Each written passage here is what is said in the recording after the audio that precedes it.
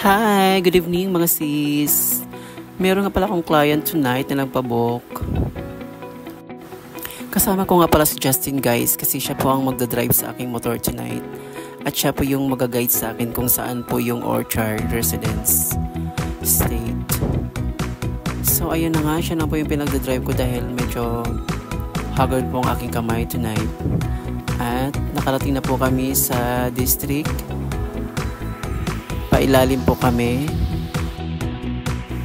Dito nga pala mga sis, magpapalit po kami ng drive. Ako nga muna ang mag-drive para i-guide niya po daw ako, para alam ko daw po. Nasa district na nga po kami at maya-maya lamang ay magpapalit na kami ng drive. Ako na nga po ang nag-drive papuntang Orchard at i-guide niya na lang po daw ako para next time, malalaman ko po kung saan po talaga yung Orchard Green State Residence. Malapit na nga po kami makarating sa Orchard State Residence.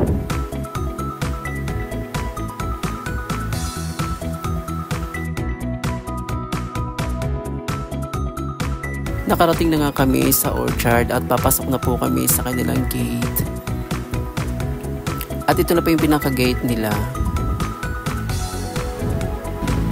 Nagtanong nga po kami sa guard kung saan po yung pinaka phase 3 or gate 3 ng address ng bahay nila Madam Elsie. At hiningihan nga po ako ng ID ng guard dahil medyo mahigpit po dati bago tayo makapasok.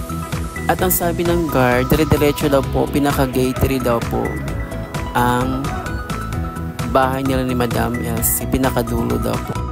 So yun na nga, dumiretso na nga po kami sa pinakadulo at dire-diretso lang daw po pinaka-gate 3. Pinakadulo daw po yung bahay nila Ma'am Elsie. At grabe, nakakaloka ang mga bahay dito. Napakalaki. Napakalaki mga mansion ang bahay dito. Medyo malayo-layo nga po ang bahay ni Ma'am Elsie kasi nasa dulo daw po, pinaka-gate 3 daw po.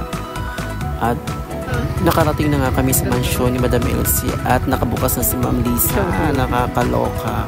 Pagpasok mo pa lang, bongga, mansion talaga ang bahay ni Ma'am Elsie.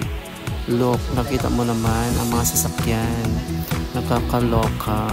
Sobrang ganda ang bahay ni Ma'am Elsie. First time po kasi makapunta sa bahay ni Ma'am Elsie at nag-waiting na nga po kami. Nag-start nga po kami agad sa buhok niya dahil anong oras na, baka gabihin na kami ng bonggang-bongga. Ang ipagawa pala ni Madam Elsie is color highlights and Brazilian. Yun lang po yung napag-usapan namin sa chat. At ayun na nga, inanalyze ko yung buhok niya, kung anong dapat gawin sa hair niya, kung anong eksena sa buhok niya. Ito pala yung before ng hair niya. Medyo marami po siyang white hair. At medyo dry na po kasi nag-swimming daw po si Mama, nagburakay po siya. So ayan, nag-highlights na kami. Inuna ko po yung highlights. And next, nag-color naman kami para sabay-sabay na ang process sa kanyang hair. Nagdagdag na po ako ng hair color para sa kanyang base color para lumitaw po ang kanyang highlights mamaya. And after that, nakababad mo na ang kanyang hair ng 30 minutes to 1 hour. At nag-tour muna ako sa bahay nila sa second floor. At ito po yung hagdan, nakakaloka, mansion ng bahay ni Madam Elsie. Look, sa hagdan pa lang. Ang ganda. OMG. Ito nga pala yung sala ni Madam Elsie. Yan. Napakaganda ng decoration. At ito yung family pictures ni Ma'am. Ang ganda. Namiss sila ko sa bahay niya. Napakaganda ng bahay ni Madam Elsie. Napaka-organize ang bahay ni Madam. Si Ate Lisa, nagpipicture din po siya. Ayan. Yan po yung mga decoration ng bahay ni Madam. Sa sala pa lang yan. Ayan. Habang naghihintay kami sa buhok ni Ma'am, kumakain na rin po kami para may power ako mamaya sa pagpa-plancha at pag-blower. At syempre yung kasama ko, pinakain ko na rin. Ang ulam pala namin ay tokwa at baboy. Meron din namang fish.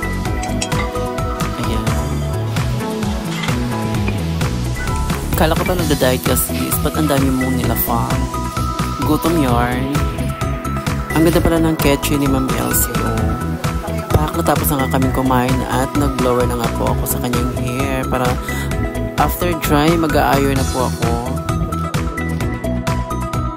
Nag-start na nga po ako sa pag-a-iron sa buhok ni Madam Elsie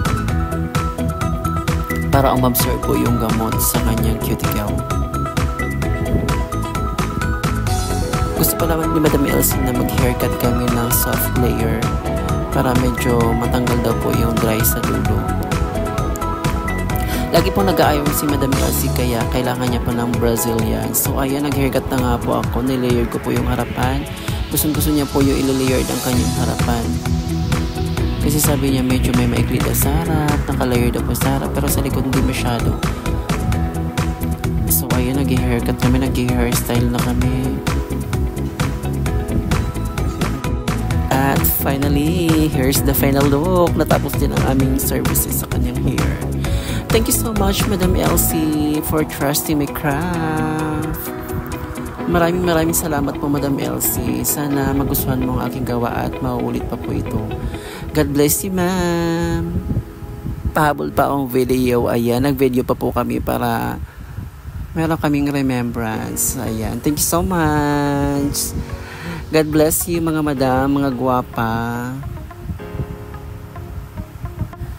Pauwi na nga kami at ayan, itutour ko kayo sa labasan ng bahay ni Madam Elsie. Sa labas pa lang. Oh my God, nakakaloka. Ang laki talaga ng bahay ni Madam Elsie. Na-amaze talaga ako. Kaya first time akong pumunta sa bahay niya. Napakasyala po yung bahay ni Ma'am Elsie.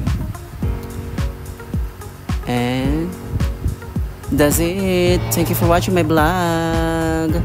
Maraming salamat po. Especially Ate Lisa.